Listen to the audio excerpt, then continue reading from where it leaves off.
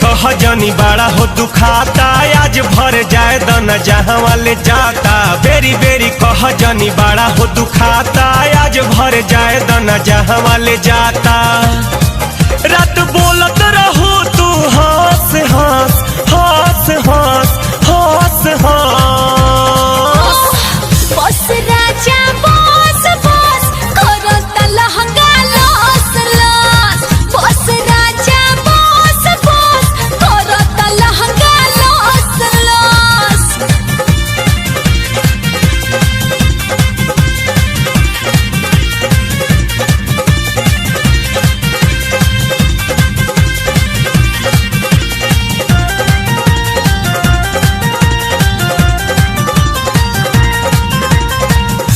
माना डार्लिंग आज बनल बा मूड औरी मिजाज हो।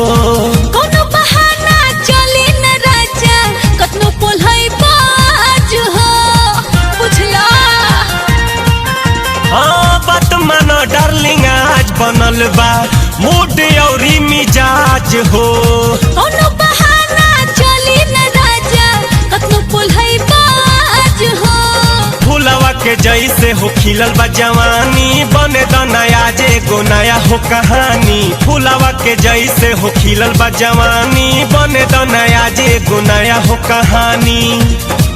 पिला हमरा जवानी के रस रस रस रस रस रस। बस राजा बस बस करो तलहंगा लॉस लॉस। बस राजा बस बस करो तलहंगा लॉस लॉस। सुनला।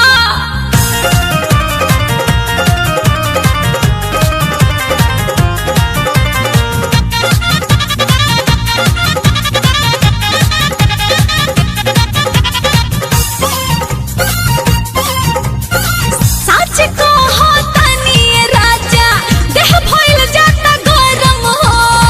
काहे कर तारुए रानी इतना हमरा से शर्म हो। सच कहो तनी राजा देह भइल जाता गरम हो।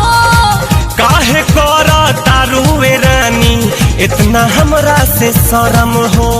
चल फार्मूला हम सिखाए में गो सुपर, तू रहिया नीचे हम रहम ऊपर। चल फार्मूला हम सिखाए में गो सुपर, तू रहिया नीचे हम रहम ऊपर।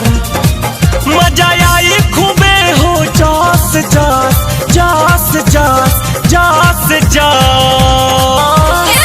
बस राजा बस बस करो तलहंगा लॉस लॉस। बस राजा बस बस करो तलहंगा लॉस लॉस।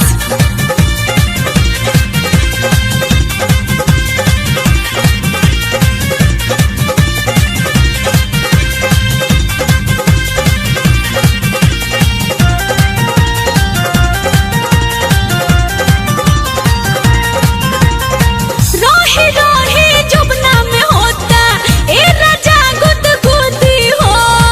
आवना मलवाला तू जल्दी ना तो चोली से कूदी हो।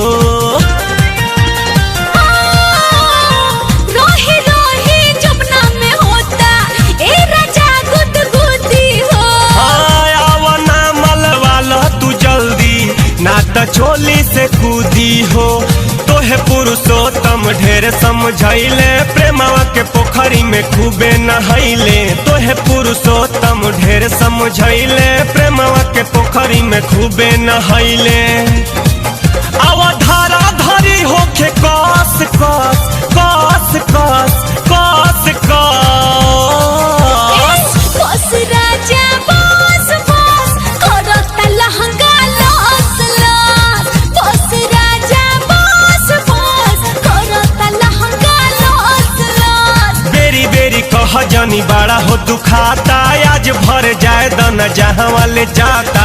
बेरी बेरी कह जनी बड़ा हो दुखाता, आज भर जाए दना जहाँ वाले जाता।